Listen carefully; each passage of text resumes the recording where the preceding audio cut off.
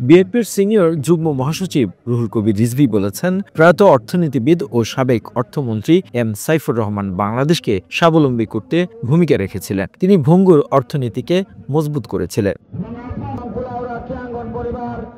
মৌলভীবাজার সদর উপজেলার এম সাইফুর রহমানের স্মৃতি ফুটবল টুর্নামেন্টের পুরস্কার বিতরণী অনুষ্ঠানে তিনি এসব কথা বলেন। রিজভী বলেন, যখন আমরা দেখি দেশের টাকা পাচার হয়ে যায়, পদ্মা সেতুর নামে, ফ্লাইওভারের নামে, মেগা প্রকল্পের নামে বিদেশ থেকে ঋণ নিয়ে এসে সেই টাকা তসরুপ করা হয়, ছেলে মেয়ে ও ভাগনা ভাগ্নির নামে লন্ডনে ফ্ল্যাট কেনা হয়, তখন আমাদের গভীর শ্রদ্ধায় মনে পড়ে সাইফুর রহমানের কথা, যার বিরুদ্ধে একটি টাকাও এদিক সেদিক করার অভিযোগ পাওয়া যায়নি। তিনি বলেন, সাইফুর রহমান আন্তর্জাতিকভাবেও সম্মানিত হয়েছিলেন, বিশ্বব্যাংক ও IMF এর চেয়ারম্যান হয়েছিলেন। এটি যেন তেন মানুষ হতে পারে না। এম সাইফুর রহমান, যিনি আমাদের অভিভাবক তুল্য ছিলেন, যার হাতের স্পর্শে আমরা পেয়েছি আমাদের ছাত্র জীবন থেকে, যিনি এ দেশের, এই জাতির একটি গর্বিত সন্তান, এদেশের অন্যতম যারা শ্রেষ্ঠ সন্তান,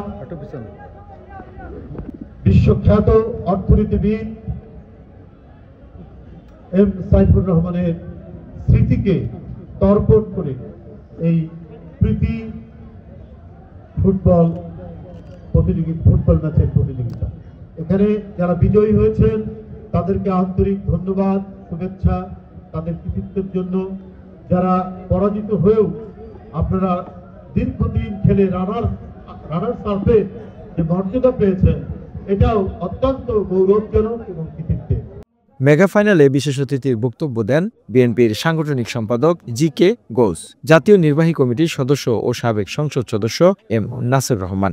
এ সময় বিএনপির নির্বাহী কমিটির সদস্য আলহাজ মুজিবুর রহমান চৌধুরী, জেলা বিএনপির আহ্বায়ক, কমিটির সদস্য সচিব আব্দুর রহিম রিপন, সদস্য বকশী মিসবাউর রহমান, ফখরুল ইসলাম সহ সাইফুর রহমানের পরিবারের সদস্যরাও উপস্থিত ছিলেন।